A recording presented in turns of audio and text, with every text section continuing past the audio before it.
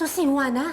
Ang kaibigan mong tumakas sa mental? Pero anak, si Nerissa to eh. Dito, ang sabi mo sa akin, napatay mo na yung hayop na babae mo. Tapos ngayon makakatanggap ako ng balita na buhay pa pala siya. Alang na Lisa, ngayon na pa talaga kayo pupunta sa Bicol? Oo. Bebeng, kailangan ko na kasing kumilos kaagad para mahanap ko na yung anak ko. Nakakasiguro ka ba sa sinasabi mo, Sonia? Kaya pala nararamdaman ko na mahalaga ako na hindi ko ho maintindihan. Siya pala ang inay ko. Hinahanap ko kasi si Josefina. Nagkatrabaho daw siya dun sa kasa ni Sandra. Tagaluto daw siya dun eh. Kilala niya ni Huba. Bakit may nahanap si Josefina? Hinahanap ko siya kasi iniwan ko sa kanya yung anak ko eh. Jung ka mo? Oo, Jenny Jung. Koreana yung anak ko. Koreana ka mo, anak mo? Oo. Kwento mo nga sa akin. Gusto ko lang malaman, paano kayo nagkahiwalay? Kasi papunta kami sa Bicol noon. Eh, merong masasamang loob na hinarang yung bus namin. Nagkahiwalay kami kasi iniwan ko siya doon sa isang babae. Yung kay Josefina nga. Di ba, yung restaurant sa bayan, yung family name nun eh. Teka, anong pangalan nun? Chang Hee-jung. Kano-ano mo yun? Kamag-anak niyo ba yun? Kilala mo yung anak ko? Tanong naman ako ng tanong sa'yo. Di ka naman sumasagot. Pwede ba? Sagutin mo muna lahat ng mga tanong ko. Oo, pero matagal na kasi kaming walang ugnayan ni Changhi eh. So ang ibig mo sabihin, si Changhi talaga yung lolo ng anak mo. Tama ba ako? Tama? Oo.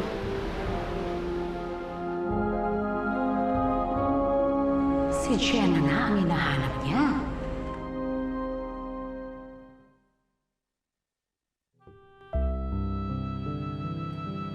Hindi ko alam kung ano ang dapat kong maramdaman. Ngayong alam na namin na buhay pa pala ang asawa mo, Philip. Natutuwa ako. Dahil kahit paano, masaya si Jenny. Pero, naroroon ang pangamba ko.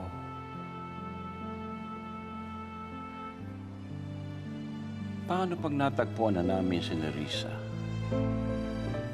Paano niya tatanggapin na nasa puder ko ang kanyang anak?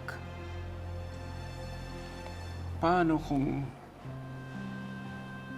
ilayo niya uli ito sa akin? Philip, hindi ko kayang malayo sa akin ang aking apo.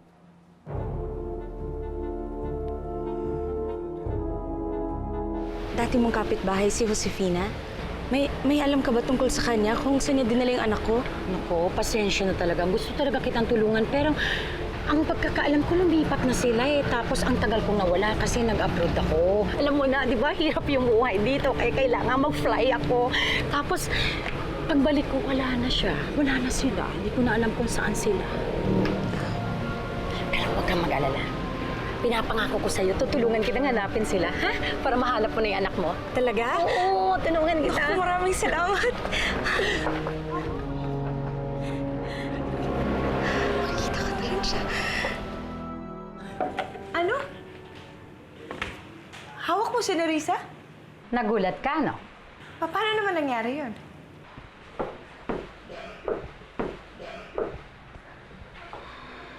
Nagkabanggaan kami. Pagkatapos nagtanong siya sa akin kung meron ba daw akong kilalang Josefina kasi doon niya iniwan yung anak niyang Jenny Jung ang pangalan. Eh, syempre nagka-interes ang lola mo, di ba? Ay, Diyos ko naman pala. Violeta, tama pala, hinalak ko si Jenna ang hinahanap niya. At sino mag-aakala na ikaw pa malalapitan niya? Na pinapaalam ko sa'yo. Dahil alam ko naman magkaka-interes ka eh. Pero, pagkakakitaan ko muna tong babaeng to, no? Ibang klase ka rin ng mabaho, no? Violeta, lahat ng pabor na hihingin mo sa akin, lahat yun may kapalit. Hello?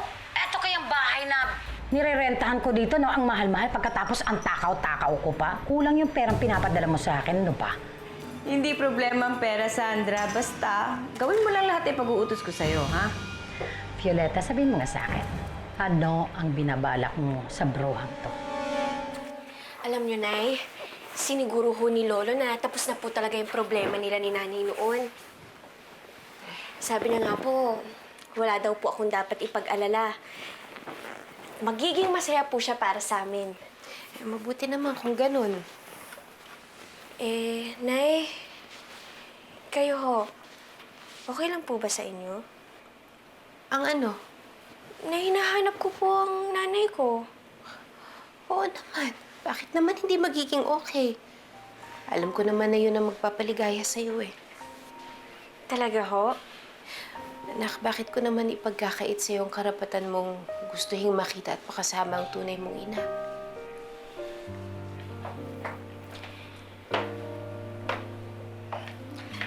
Alam niyo, Nay, sana matagpuan ko na ang nanay ko. Para naman makasama natin siya dito. At sigurado ako pag nangyari yon, ako na ang pinakamasayang tao sa buong mundo.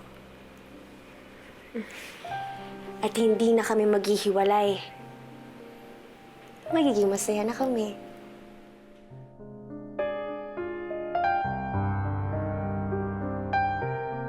Makinig ka mabuti sa pagagawa ko. Gusto ko, kupkupin mo muna si Nerissa. Gusto ko maging mabait ka sa kanya.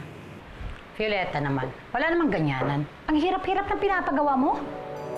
Kailangan maging mabait ka sa kanya para hindi siya makahalata sa intensyon natin sa kanya. Sige na, sige na. Wala akong magawa. Sige, sige, magbabait-baitan ako. Yan ay kung kaya ko, ha. Hindi ko pinapangako yan. Basta kailangan makuha mo tiwala niya. At pag dumating yung tamang panahon,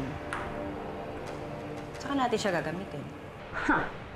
At makakaganti na ako sa Jenang yon. Tama ba ako, Violeta? Tayo, Sandra. Makapaghihiganti na rin tayo kay Jenna.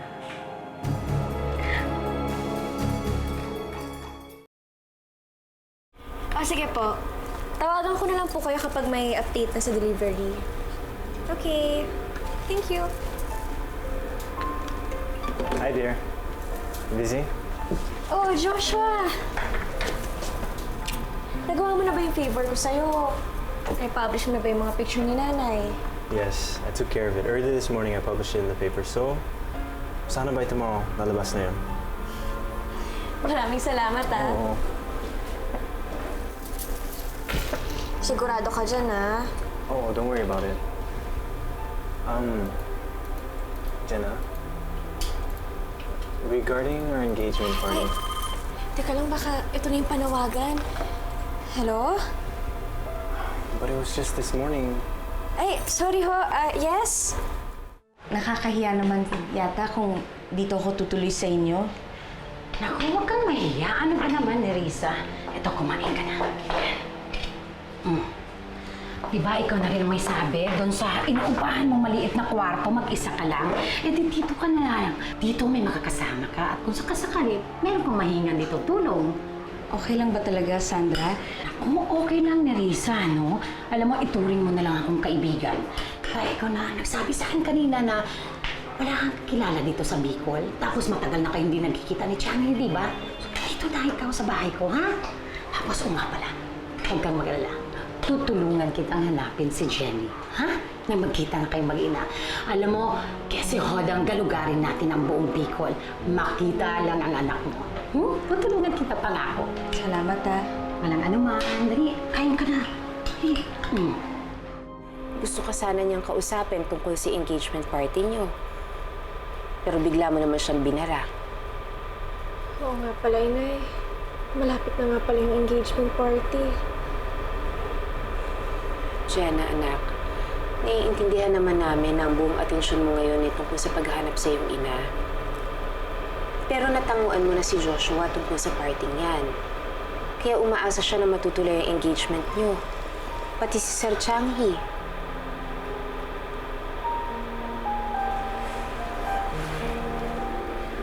Sana, anak, Kahit hindi pa natin natatagpuan ng ina, huwag mo naman kalimutan ng mga taong umaasa sa'yo.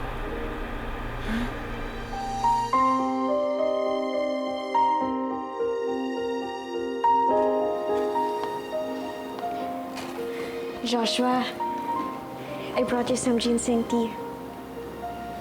Oh, for me?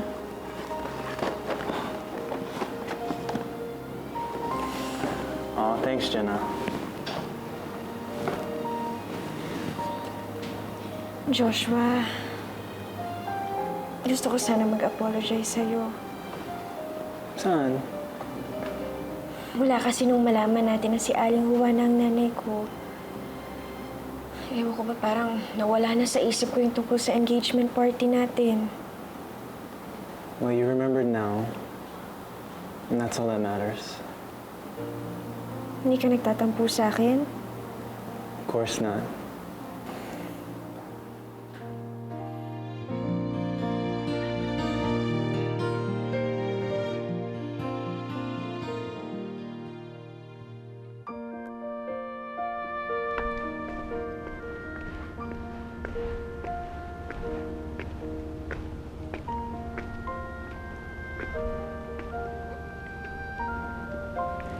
Medyo magulo yung buhok mo. Balita ko, pinaghahandaan na nila yung kasal nila. Poging-pogi ka Pogi na. ako. Gwapo ako. Gwapo ka na. They're throwing an engagement party very soon para maging official na ang lahat. Ano yun?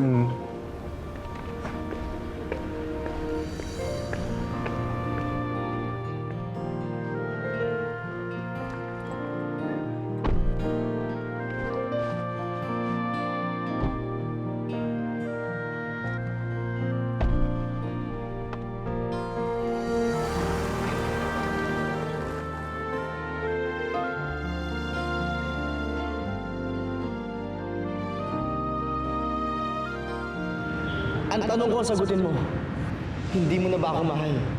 I'm sorry. Pero hindi na kita mahal. They're throwing an engagement party very soon para maging official na ang lahat. Pare, malingon lang ako. Nakikita ko pa rin si Jenna. Nipilit ko nga siya tanggalin sa isipan ko, pero maya-maya meron akong mababalitaan tungkol sa kanya. Pare, kahit anong gawin ko, kahit anong pilit ko, naalala ko pa rin ang nangyari tungkol sa amin dalawa. Alam mo, Tol, ang hirap ng sitwasyon mo. Hindi na yata tama na magtagal ako dito. Ano?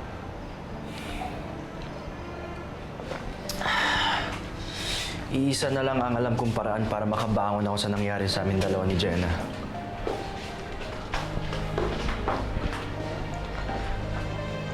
Hey, ano yun?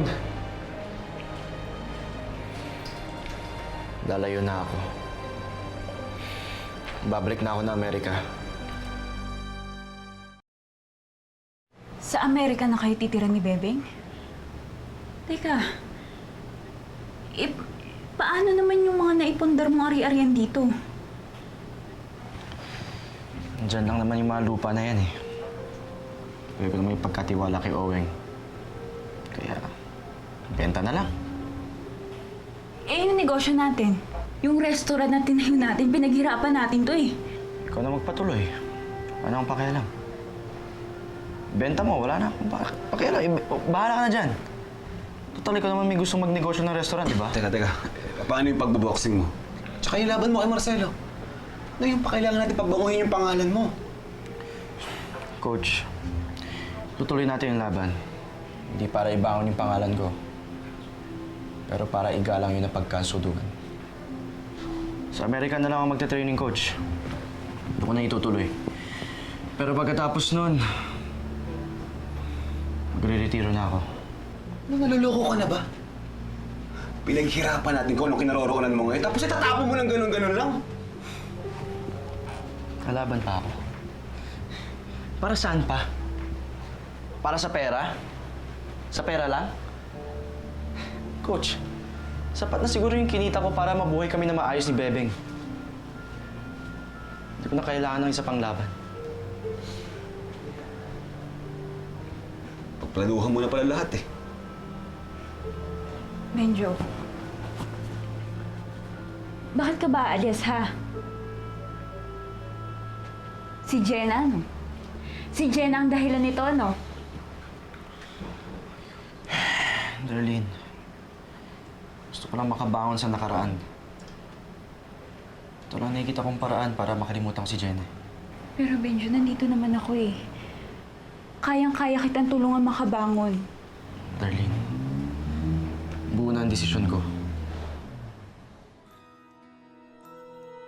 Kuya, pagtitira na ba tayo sa Amerika, makakalimutan mo na si Ate Jenna? Hindi ko alam, Bebeng. Pero kailangan ko subukan. Pag nagtagal kasi tayo dito at nakikita ko siya, baka masiraan ako ng bayal. At yun ang ayaw ko mangyari, Bebeng. Ayaw ko mapabayaan ulit kita. Ayoko rin mapabayaan mo ang sarili mo, kuya. Sige, kuya. Kung saan mo gusto, doon ako. Salamat, Bebeng, ha? Salamat at naiintindihan mo ako. Ano bang ginagawa niyo dito, ha? Bakit hindi niyo pa nililinis yung table 6? At nasaan ang order ng table 2? Tapos pa lang po, ma'am. Naubusan po kasi ng gas ang kalan. Eh di palitan mo, hindi yung tutunga-tunga nga kayo dito, chismisan kayo ng chismisan. Ano? Magsikilos na nga kayo? Kabwisit! Ang tatamad nyo, ha? Parang napapansin ko kanina ka pa walang kibo dyan, ha? Inay, totoo na ba ito? Pag sinabi na ho ni Joshua sa mga kamag-anak niya na engaged na kami, at kapag nalaman na ho ng buong angkan namin ni Lolo Changi, tuloy na ho talaga ang kasalan. Bakit, anak? Nadalawang isip ka ba? Ewan ko po ba? Parang ang hirap pong ipagpatuloy ang engagement namin ni Joshua kung hindi ko pa ho nakikita ang nanay ko.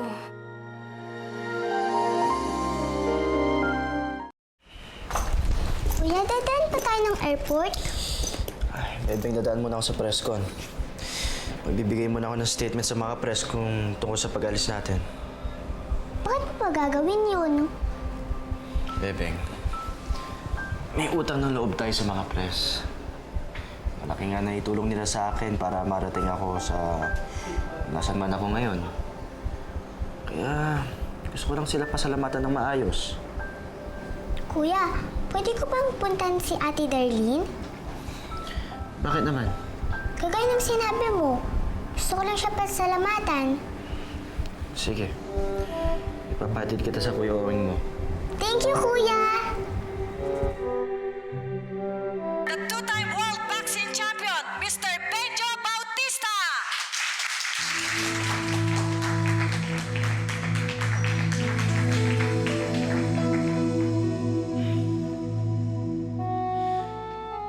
Maraming salamat po sa inyo sa pagbigay niyo ng oras sa akin ngayong gabi.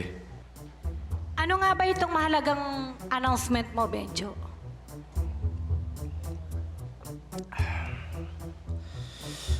Tita, gusto ko na po magpaalam sa inyong lahat.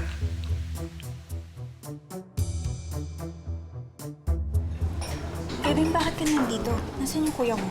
Nasa presscon, ate. Presscon?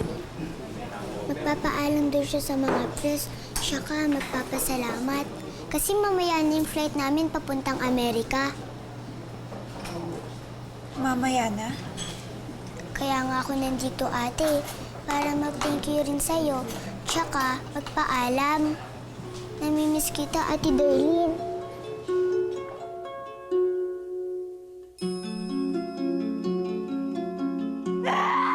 Tumawag ka ka dyan!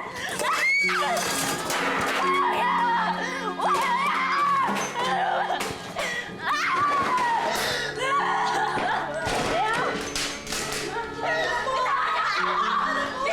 Umalis kayo dito!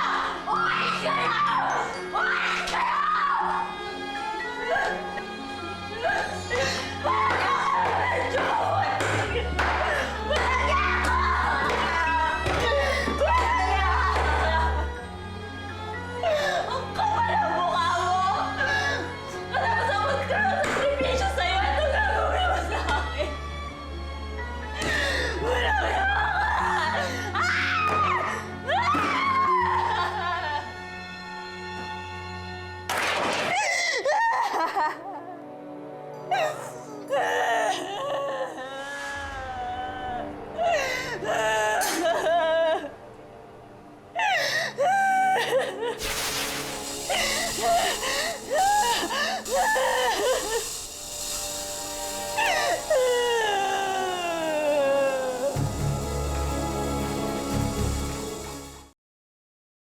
Ano? Nagkausap mo ba ka ni Darlene?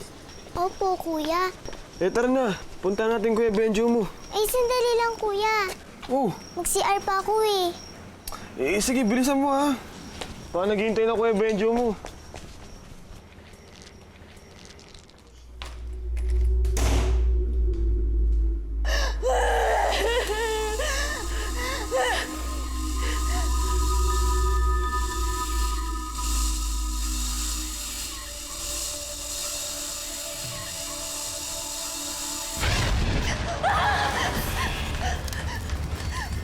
Maglalabas kayo! Ate Darlene! Maglalabas kayo! Maglalabas mo kanino! Maglalabas kayo! Ate Darlene! Sige po! Ate Darlene! Bebek? Bebek? Bebek! Ate Darlene! Ate Darlene! Bebek! Bebek! Ate Darlene! Bebek! Ate Darlene! Sandali, tutulungan kita!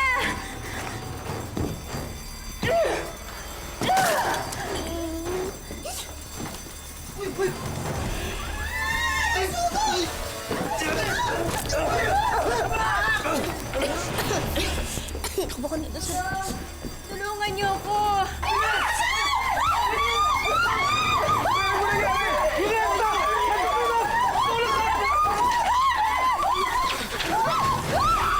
Bebeng! Ano nangyari sa'yo? Ano nangyari sa'yo?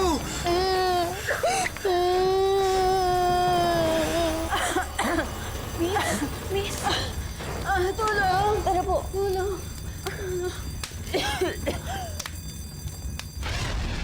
Ate Darlene!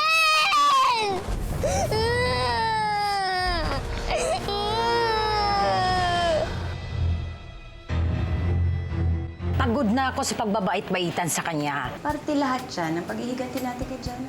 May pakinabang pa rin pala yung Sandrang yun. Buti na lang madali ko nauutos si Sandra. Ginagawa niya lahat ng pinag-uutos ko sa kanya. Sumusunod nga. Pero pinagparaan ka naman. Basta ang mahalaga, may tumutulong sa akin na maisakatuparan ko ang lahat ng plano kong paghihiganti kay Jana. I'm so excited we're finally getting engaged. I promise you, Jenna, I'll always be good to you. And I will never ever hurt you. Ikaw yung pinakamabait na lalaking nakilala ko. At hindi ko gustong saktan ka. Is there something wrong, Jenna?